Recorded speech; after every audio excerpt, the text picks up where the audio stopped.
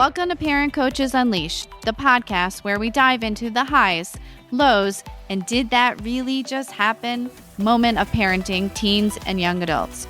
We're Carrie and Jessica, parent coaches, mythbusters, and occasional referees in the battle of hormones versus common sense. If you've ever wondered, is this just happening to me?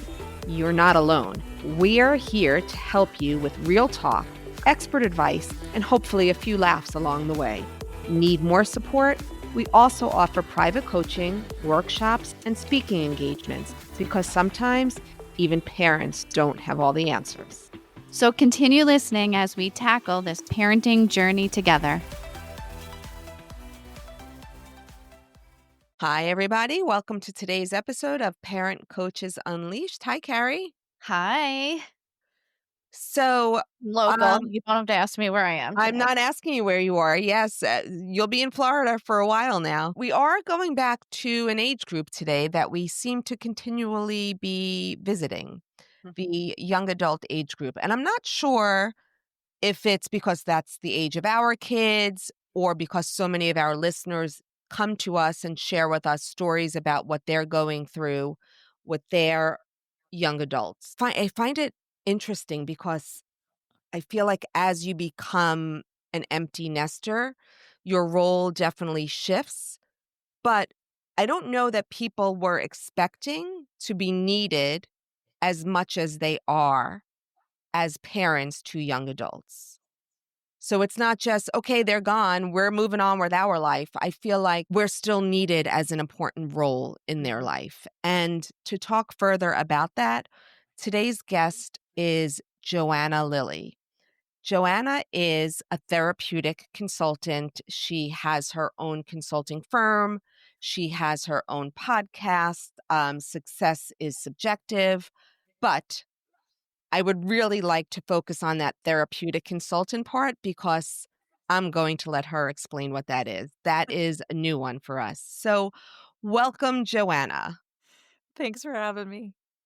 We're so happy that you're with us today, and I'm going to give you the floor. Tell us about your journey because it's an interesting one, and tell us how you ended up with that therapeutic consultant title. Well, I'll start by saying I hear it all the time. People are like, what the heck is a therapeutic consultant anyways? And if you're in that and do boat- I need one? Yeah, Right. exactly. What is that? And do I need one? It is very much a common. I wish that there was a way, and sometimes I do this when I'm like feeling extra spicy. I'll go to ChatGPT and be like, what's another job title that I could potentially use that may actually capture a better picture of what I do and or could be more searchable for parents, to your point, that are like, I need this Right. type of person. Right. So the quick and dirty interview or explanation is just, I have my master's in counseling, so there's a therapeutic lens to what it is that I do, but I'm not a therapist. And essentially, I'm consulting, working with young adults to help them identify what types of resources they may or may not need. Sometimes it is therapeutic. Sometimes it's on the fence. Not therapeutic in the nature of having therapists or mental health providers, but supportive, understanding like experiences or professionals that help inherently therapeutic experiences, which we can get into the weeds on that later.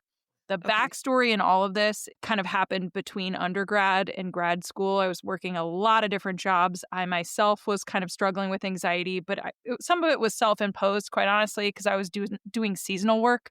I'd work a job for 3 or 6 months, and it was like basically the second the job started, I already needed to be researching what comes next. Sure. And I have wanderlust, so I was like, where can I go? What can I do? This is so exciting. And then on the other hand, it'd be like, I'd be losing a lot of sleep at night. Like, what am I doing? Right. Like, where am I going? Where is this taking me? But the like base in all of it was that I wanted to work with people. I wanted to help people. And I was still like on this path trying to figure out, where do I even go? How do I do like what it is that I want? And what is that even? Like, help me understand the vision. Fast forward, I got my master's in counseling. I'm working with college age students, and I just kind of saw the writing on the wall. And at this point, this was over 15 years ago. Like, wow, this generation below Can I me. stop you for a second? Were you working with college students in a college setting, or was it a private? It was in a college setting. So actually, while I was getting my master's, I had a grad assistantship where I was coaching students that were on academic probation. And then I realized and teaching classes and like just having like kind of more skill building type resources. But this was the first experience that I ever had working with this over 18 Okay. population. So here I am realizing, wow, you're legally an adult. You can make pretty substantial decisions for yourself. But from a cognitive developmental and just in the process of individuating from your parents, there's such a naivety that still exists in needing support, needing validation, needing direction. And Sure. so anyways, I just latched onto this. This age group is awesome because we're really straddling this opportunity to become your own person, and there's a lot at stake, and there's also a lot that's really exciting. So I worked in higher education, so 2 years while I was, getting my master's, and then I moved out to Colorado, worked at Colorado State University, was there for 3.5 years. Similar situation, kind of Okay. supporting students that were flagged by the university. But it was during this process that I realized I don't want to work for a single college and I don't want to work for a single program or resource that exists for young adults. I still got to figure out, how do I have one-on-one relationships with young adults and help them kind of figure out what it is that they need and the direction that they want to head to be successful in life. And so that's what really started this. I think I want to be a consultant. How do I navigate this space? Because that at the time too, almost 10 years ago, a young adult therapeutic consultant did not exist. That No. was not like a thing. Um, So you're so like a pioneer. I definitely carved my own path because it was not ready for me to step into. It's interesting because, as I said in your introduction, I feel like we keep coming back to this age group. And I also feel that there's this perception that you're starting your life, go do it.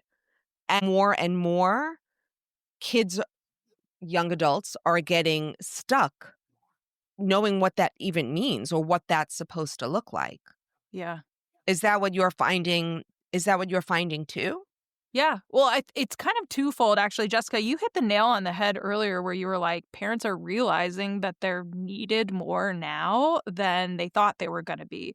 And so a part of that is in the parenting lane, you are doing a lot more to get your child to cross the finish line of like finishing high school, putting together the plan for what comes next.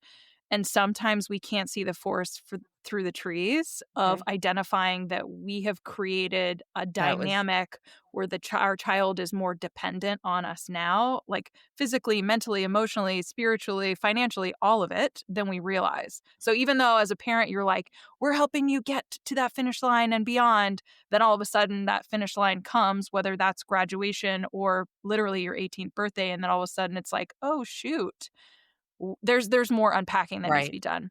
Now, on the other hand, we're just dealing with a generation of young people where it really is the perfect storm of all of the things, right? We just dealt with a pandemic. Before that, like I said, 10 years ago, 15 years ago, I was still seeing a mental health crisis that was kind of at least on the front end, it felt like more significant related to purpose, passion, vision, anxiety. And now it's like, well, then that was ramped up with the pandemic and social media, right? Like we're dealing with the young people too that just like Sure. there's no simple way, and the best way to describe it is overwhelm or languishing. We're so stuck even though we have very capable, very intelligent young people. It's not that they're lower functioning, it's just that there's a level of paralysis that exists, Mhm.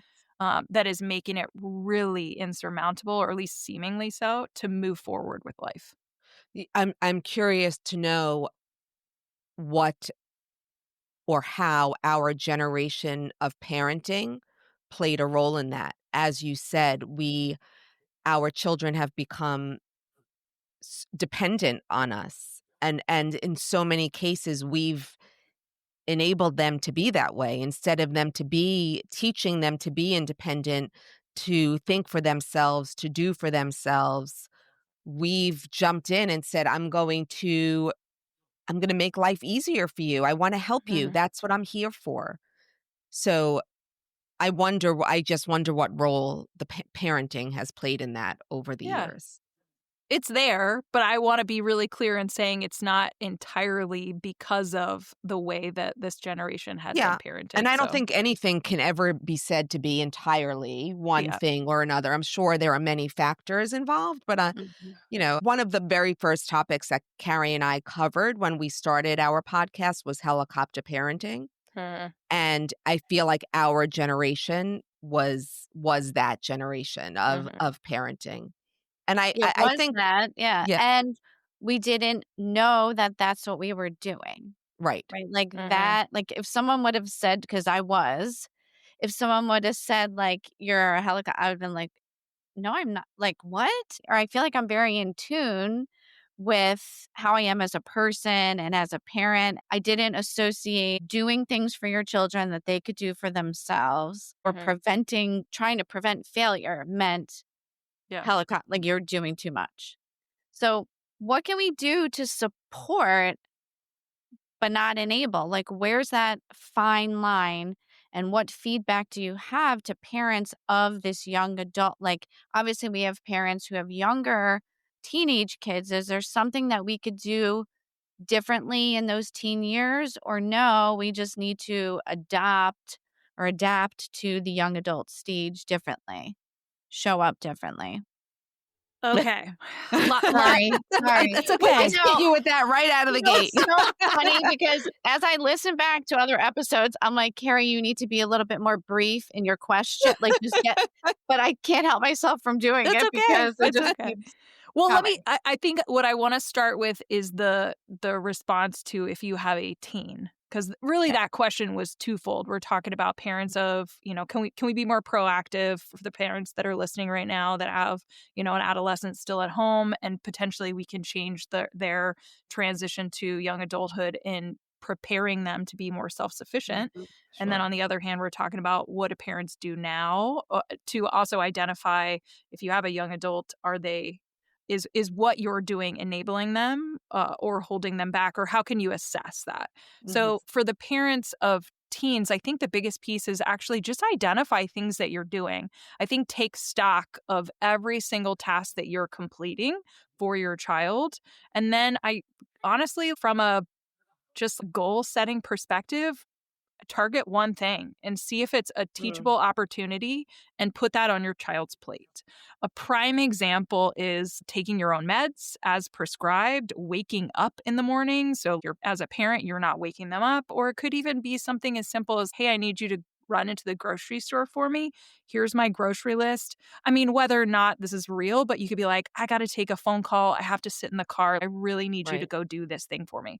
And so when we deal with a group of young people that really are struggling with autonomy or independence, or being able to do something independently, these are non-consequential tasks, ideally, especially the like grocery shopping one, that could demonstrate building self-confidence, because that's what we need. At the end of the day, that self-confidence is what kind of ties into resiliency, and we need resiliency in order to be able to tackle what adverse situations or encounters that life throws at us, whether it's as an adolescent living at home or as a young adult living independently. So that's short summary. Create a list. What is it that you're doing? Target things that could be doable tasks for you to pass off to your child, see how they handle them. Can I From the just I just Yeah, wanna add to that because yeah. I see this all the time, and I hear that young adults are paralyzed and fearful when it comes to calling people to make Mm, appointments. Mhm.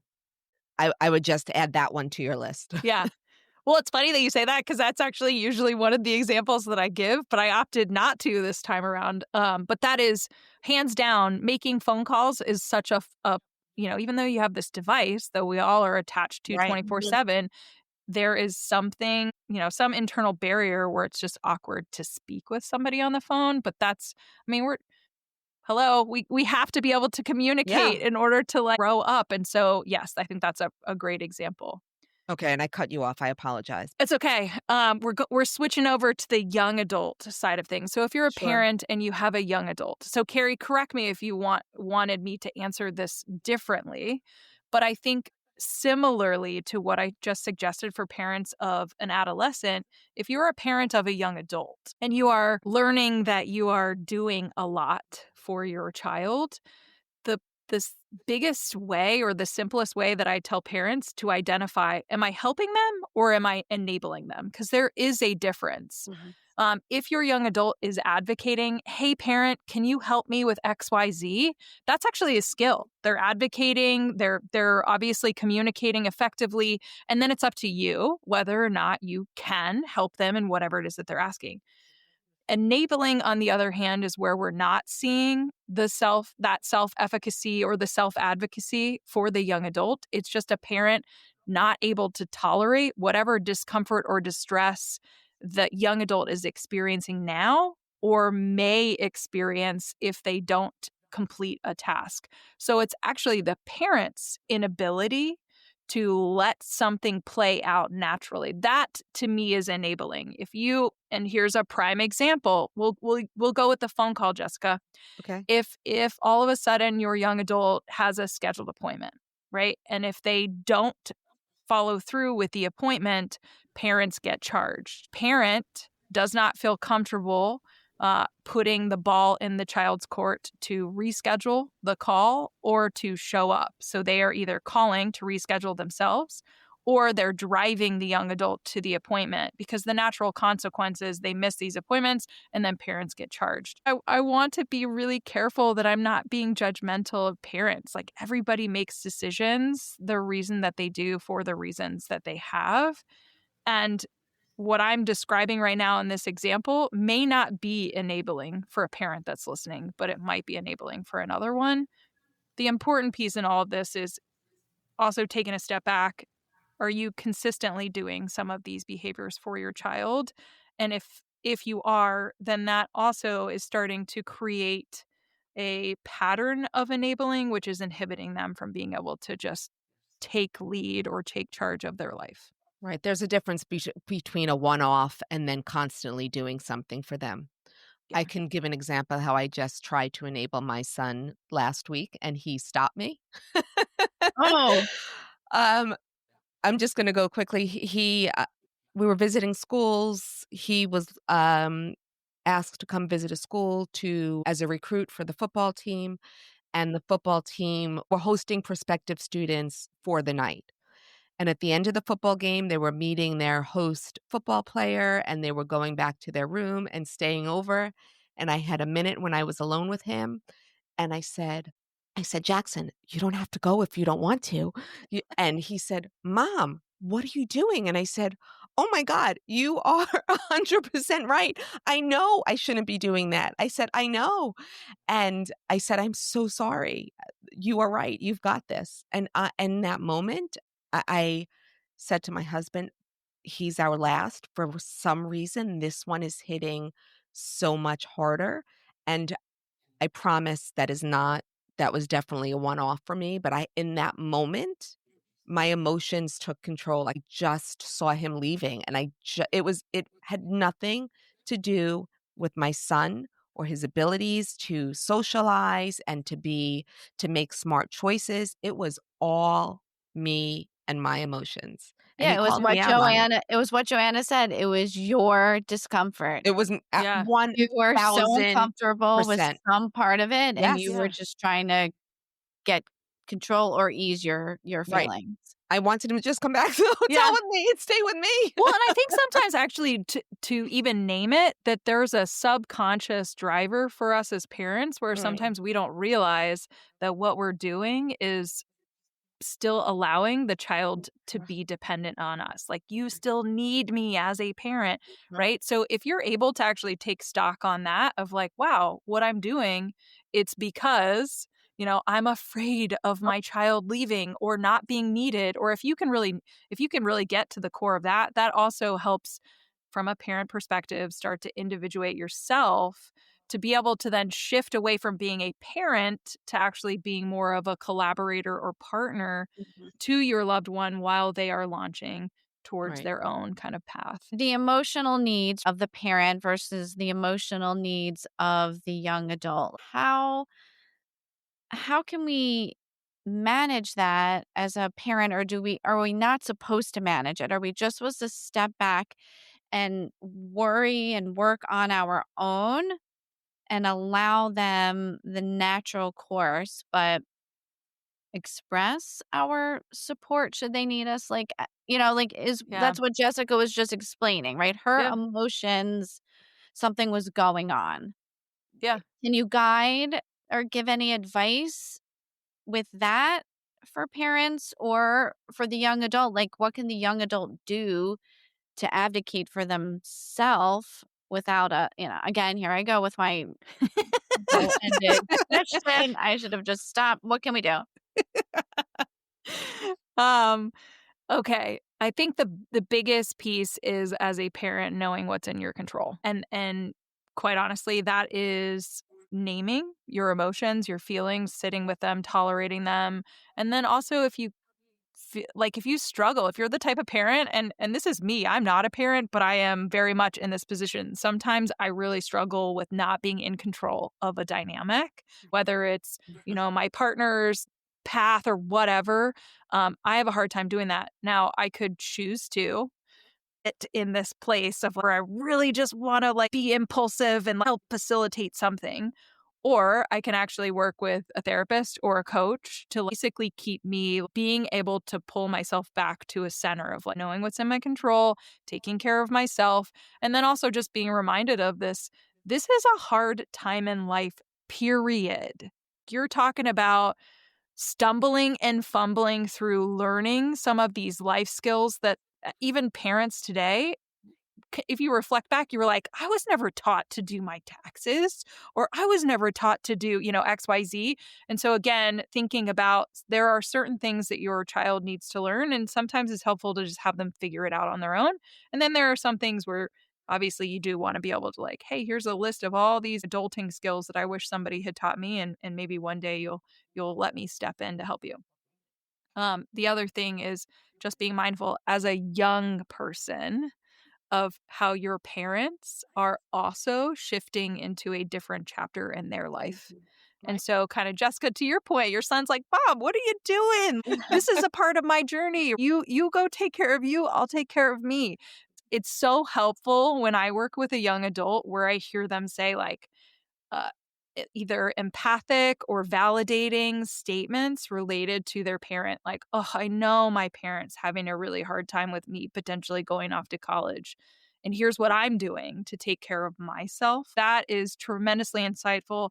That's strong emotional intelligence. That's great. It doesn't always happen, but that's something that's beautiful. I think the one thing that I also just want to kind of end on in this space is that I do hear more often than not, and maybe you do too, parents that say, I'm not okay if my child's not okay. And that statement to me is the most terrifying of all because it does not allow space for us to feel independently and move forward. And that is where the enabling takes it to another level of just being so intertwined that it's hard to be able to help support ourselves and also help support our loved ones. So the idea of wearing that oxygen mask is just Mhm. non-existent because we're all in it together and nobody's able to be okay.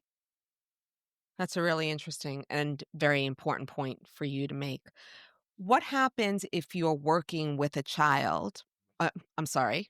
I keep doing that because Mhm. they're our children, but what happens if you're working with a young adult and you see that unhealthy behavior where the parent is so entwined in what is happening in their child's life?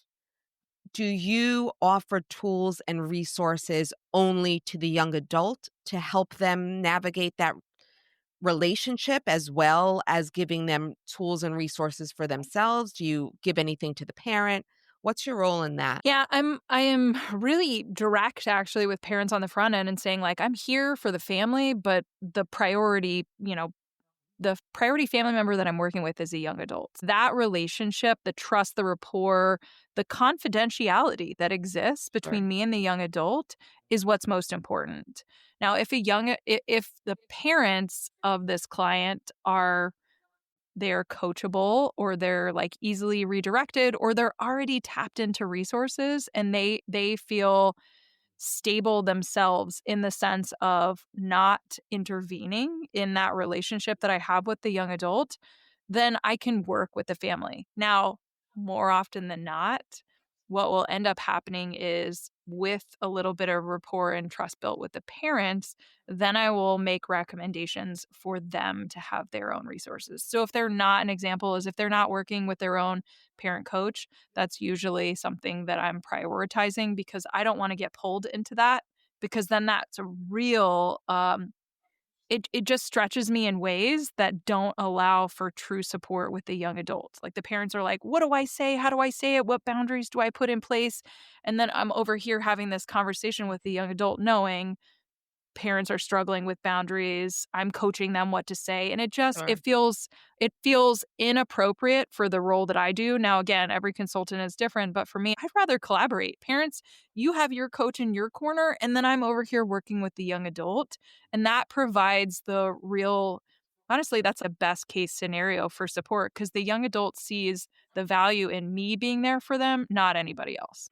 At what point does a young adult reach out to you, or is it the parent that knows that their young adult is stuck or could use some extra support? Does the parent reach out and find you? Yeah, it's usually the parents that find me. Sometimes I do have a young adult that will actually reach out to me first, which is also really exciting because then that shows to me a level of motivation, interest, and drive, which I don't always see with the young adults that I work with. If the parents are contacting me first, it's because they're saying what we're doing isn't working. Like there's a self-awareness too where the parents are saying, "We see the value in having our our child, our young adult work with somebody that's an objective, neutral party to help figure out what it is that they want to do." This is a consistent message that I hear from parents. What we're doing isn't working. We've tried to help them explore all these different paths. At the end of the day, it comes down to there's some sort of conflict, parent child dynamic, which is also common. The young adults, leave me alone. I want to figure this out on my own. But then in the same breath, they're also saying, like, I feel really stuck. I don't know how to move forward. And the parents are, well, I don't know how to parent you differently than what I'm doing and saying right now. We're all at this crossroads. How do Yeah. we get out of this? And then it's like, insert Joanna, because then that's where I can say, let's talk to the young adult, figure out, come up with a plan, and then we kind of pursue it. But that's the parents speak with me first, then I will actually speak with the young adult because there's always a different perspective. So that's helpful to identify. If the parents are telling me that their young adult is motivated, that they are stuck, that they're willing to speak with me, that they're open to exploring resources, and then I meet with them and they either refuse to meet with me or on the like complete other end of the spectrum, they are really like, yes, get me out, help me, let's come up with a plan quickly, and kind of everything in between. I'm just trying to gauge whether or not I have this connection with a young adult because that's at the end of the day the going to be the most important. I don't expect a young adult to trust me right out of the gate, but I want to establish a relationship and build that rapport where they can trust me that whatever resources that we're kind of exploring really are exactly what it is that, sometimes they don't even realize that they need or want. And then all of a sudden we are starting to look into them and they're like, wow, I would have never known that this existed or this could help me. And here I am now, like kind of exploring that path. Can you share some of those resources that you offer to kids that they didn't know existed? What can you give us an example of some of them? Yeah. I mean, and that's let me just explain this quickly, Jessica. Because I have my master's in counseling, I'm really clear. I'm not acting as a therapist, but what it tells me in layman's terms is if a young adult's coming to me and they're like, here are the things that I'm struggling with, right? And whether or not they've had therapy before or not, my head immediately goes to what would be the appropriate kind of treatment paths for this young person. And again, it's not always therapeutic. It might just be you haven't had a mentor. that to me sounds like the most tremendous, path or support that will help you right now in this moment. Or executive functioning coaches, therapists, like even just like a short young adult intensive, like 4-day experience where we're just getting you out of the house, having you go for a long weekend where you're like sitting around a fire with some other young adults saying, gosh, the world is hard to live in right now. And then they realize I'm not alone. That sometimes is the catalyst, honestly, that helps young adults kind of crack open the idea of like, okay, maybe I can do this, whatever it is that they want to pursue. But I mean, from that to programs, I mean, there are experiences, there are 30-day mentor programs, there are, 3-week one-on-one adventures. You can, I mean, you name it. There are some resources that exist. And that's, again, my wheelhouse is leaving no stone unturned for types of young adult specific resources that exist across the US. Do you work with people who either know or might not know if they have a mental health diagnosis or something deeper than just being stuck because they don't know where they want to go next? We live in a day and age where actually the majority of the young adults that I work with have almost had too much therapy. And if they haven't been diagnosed with something, they're self-diagnosing courtesy of WebMD or any type of online, like, oh, I'm watching this social media or like TikTok videos, and this woman keeps talking about what she's struggling with. That's totally my story. And now I'm going to attach to that label. I would actually say that that's more common for a young adult to come right out of the gate. Here are all these things. And it's okay, that aside, really what's going on. And that's where sometimes my focus is, even though my title is therapeutic consultant, honestly, the majority of the work that I do is just being aware of mental health struggles, but helping them actually take action in their life with tasks that will lead them towards being able to be interdependent at some point in their life. It's so funny you say that because I remember when our oldest started college, that was something that was so prevalent with her peers. Every day she would tell us a different story. Oh, this one thinks they have this. I told them they should go to the wellness center and speak to somebody. Or this one thinks that whatever it was, what you said was so true. Like that specific age group seems to giving themselves a self-diagnosis. Yeah, it's the double-edged sword of destigmatizing mental health, right? We went the other end of the spectrum from like boomers, Gen X, and millennials, and now we normalized, hey, mental health is okay, ask for help. And now it's the absolute opposite end of the That's true. spectrum where Yeah. it's everybody's struggling with something, but because of these self-diagnoses or just actually being treated from a really young age, whether it's with meds, with therapy, with, again, the collective of wraparound supports. Now we just are, or at least what I'm seeing is some young people that really don't feel like they can ever be, independent or self-sufficient or have really low self-confidence moving into their young adult years.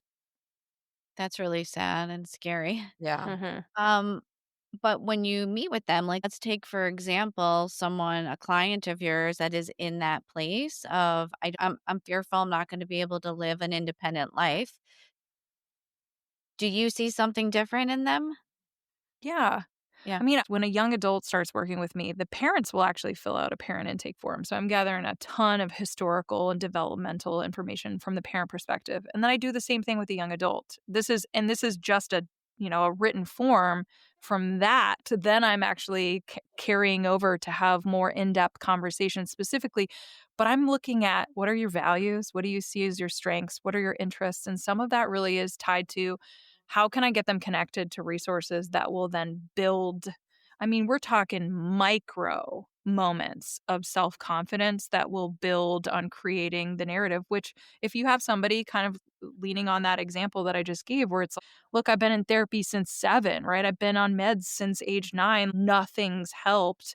I'm literally doomed. I'm going to live at my parents' place forever. Or, maybe I need to actually seek out disability. These are real conversations that I'm having, which is terrifying to me. Then I look at, well, what have you done? Aside from all of these therapy appointments and treatment modalities, You've never worked a job. You haven't volunteered. You haven't been asked to follow through with doing any chores at home, right? You Mm. haven't left the house. Your sleep schedule is all sorts of out of whack. You haven't been eating properly. So we can factor in that nutrition is probably Mhm. playing a role in how you're functioning both physically and mentally. You're not physically active whatsoever. I mean, the list goes on, right? And it's the combination of all the things.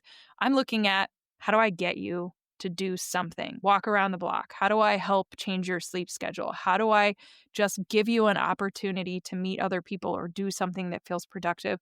Because it's that those action oriented steps that are then going to change the trajectory, both mentally of like what it is you think is possible and actually what is possible for a young adult. I think coming from a parent's perspective here, both of my children have had mental health challenges, but the most important part that I found as a parent is that you always have hope and you always have confidence in your child's ability. It might look different than you imagined, Mm. but for the parent to always remain that strong, hopeful person is what can really be one of the tiny little pieces of the young adult or your child's development to thinking or proving to themselves that they can actually do something. We get in that shit storm too with the young adult. Like, that's a scary, scary place. And I'm not saying that I haven't, had a moment of catastrophizing or getting too far ahead of where we presently are. And, I think what you're doing is just amazing, right? Like, it almost feels like all young adults or 18-year-olds should have and be able to have in their toolbox a consultant, someone they could Mhm. talk to help that's on their side with their direction, in addition to mentors or therapists or parents and friends. It just feels like the more support, the better, because things are just so challenging and almost out of our hand. It just feels sometimes so overwhelming and out of control with what's going on Yeah. in social media and the pressure. Yeah. How do Yeah. you I feel mean, about that? I think that I think a lot of things, Carrie. This is I the one thing that kind of comes back is that we always have expectations. Expectations of where we're supposed to be or what it is that we're supposed to be doing at a certain time. And depending culturally on where the young adult was raised, I do genuinely think that there are differences. If I speak with a young adult that's from New York City or the Washington, D.C. area, where, higher ed, it's not about going to college, but it's where are you going, right? That's the Mm. question. Versus somebody that might be raised in a more laid back kind of state or environment where it's less about the name of the school, but just what's your plan? Are you taking a gap year? That might be more acceptable in a different space. What this boils down to is the expectations of what it is, like from a milestone perspective, we're supposed to be doing. And to me, the one thing that has always resonated is a quote that says, expectations are premeditated resentments. And so, Mm. whether the I parent like has that. expectations for the young adult and the young adult is not living up to them, all of a sudden now we're internalizing it. Whether we realize it or not, we're resentful of them being where they are. And same with the young adult. Sometimes they're setting the bar high for themselves. And if they can't reach it, then they're mad at themselves. And then that creates this pattern of self deprecating self talk or just the overall ability or lack thereof to think that they're capable of doing things because they aren't measuring up to whatever bar they set for themselves. The important piece in all of this, and I think that this is a shift in parenting, is the idea of moving to acceptance from expectations, because we are just dealing with a generation of young people right now that they're tying themselves to labels, right? They're Right. self-diagnosing, they're really struggling to do some like pretty basic human tasks, whether they're still at home or whether they're in their young adult years. But the idea of accepting just like journey that your young adult is on and trying to throw out any expectations. Oh, you need to be a graduate of a college degree by 21. Let's toss that out, please. Like college isn't going anywhere, at least most of them aren't. And so when when your young adult goes to school, if they ever go to school, let's just let them kind of be on that journey and graduate Yeah. when they need to graduate. Or if they say, I actually want to like work a seasonal job. Let your child be on the path that they're on. They need to learn from experiences. That's going to help shift the idea of what it is that they're capable of doing and being on their own journey rather than the journey that you have basically paved the path for them. I feel like we say that a lot, and I think to add to expectations and acceptance, we also have to put in there comparisons and what might be good for your kid. Even it could be as close as a sibling. What might have worked for one sibling is not the path for another sibling, Yeah. or your neighbor or your cousin or your friend, whoever it is. You have to realize that every young adult's journey is their own, and stop comparing them to the people that came before them or that are coming after them or Yeah. all of that. I mean, that's another quote. I'm full of quotes today. There, I know where you're going. yeah, exactly. Yeah, comparison is the thief of joy. And if you're a parent comparing child 1 to child 2, then you're robbing yourself of the joy of being able to look at your children independently and not, Yeah. again, it's all about measuring up, and we're all so different. And I say all this too, and it's really hard to not have expectations. It's really hard to not compare because we're human. We're trying to make sense of the world that we're in, and sometimes we do that by saying what is normal, what is common at this time. Right. And if our child is not in that place, then we start to kind of question, or it starts to kind of deteriorate, and it ends up being a slippery slope of unfortunate emotions and events. Very well said. So, tell us about your podcast. And we also like to hear if parents listening would like to reach out to you or their young adult could reach out to you. Where would they find you? The podcast, like you said, it's called Success is Subjective. And it actually started, ironically, about 6 years ago when I was finding myself meeting with therapists or psychiatrists or programs that were working with young adults. And they're like, what are you doing? Again, flashback to you're only going to work with young adults. How is this a thing? But then I just kept kind of relaying the vision. I want to work with the young adults specifically. I want to help them figure out the path. It's not about directing everybody towards one type of resource. It really is like meeting the young adult where they are. Also, normalizing that it's okay to not go to school, to take a break from school, that all of those things will not necessarily mean that you won't be successful. And so the whole premise behind this podcast was to interview people that had some sort of adversity that they encountered, whether that was taking a break during their emerging years or changing course or whatever, to try to highlight that if you do encounter these things or if you do need to take a break, it's okay. You're not alone. And look at these people. Look at what they're doing now and then having them define or redefine what success means for them. And some of these folks that I've interviewed are in their, literally anybody from their early to mid 20s to 80, reflecting back on their emerging adult years and what looks different. And obviously the older guests that I have too are speaking to their role as a parent as well. So it's kind of twofold. I love this podcast because it just gives me an opportunity to, like, in a short amount of time, get to know somebody and hear their story, especially if I didn't know it. And the beauty in all of this is that it continues to be, I've got 318 interviews, and of those, all of them are people saying, life is good. I definitely had some, forks in the road, and not all of them were like a pretty decision to be made, or it's not like they led me down some like smooth path that was all sunshine and rainbows. Life's hard, but here's how I am now, and reflecting back on the experience, here's how it got me to where I am. And so anyways, I thoroughly enjoy it. And hopefully more parents listen to it as an opportunity to just feel okay with their own child being on whatever journey that they're on.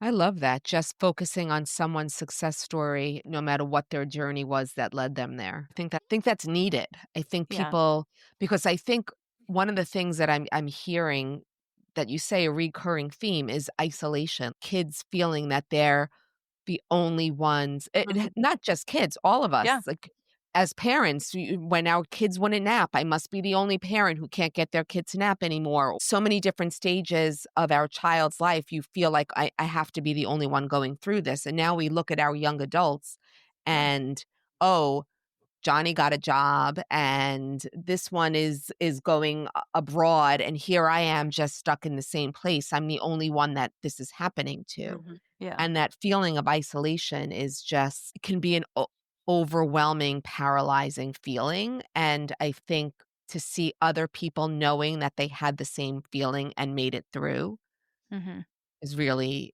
important. Yeah. Well, it kind of goes back to Carrie's comment earlier about being a parent and having hope. Right? Yeah. Like hearing all of these different stories, and everyone is so different, and sometimes they really surprise me. And some of them are people that will also name, I actually went to treatment. I did have to go to treatment. Or somebody that just says, I literally dropped out of school and decided I never wanted to go back, and look what I'm doing now. So again, and it's everything in between. As a parent trying to make sense of the end goal, which is, or this question, is my child going to be okay? I just need Mhm. reassurance that they'll be okay. You can find that podcast on any podcast playing platform, not to have a little tongue twister there, or you can get access to it through my website, which is really where anybody can reach out to me, young adults or parents, and that's www.lillyconsulting.com. Perfect. We'll put that in our show notes. Joanna, I thank you for being with us today. You've really shed light on so many different issues that our young adults are dealing with and offered a way for kids to get unstuck. And there I go again, they're not kids.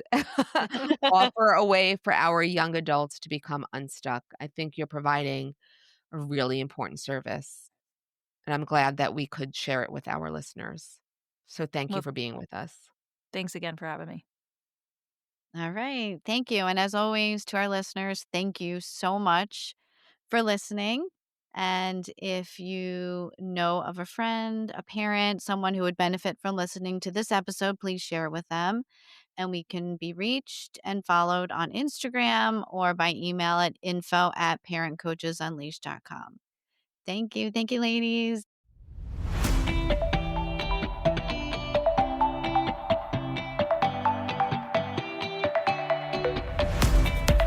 Thank you for listening to this episode of Parent Coaches Unleashed with Carrie and Jessica.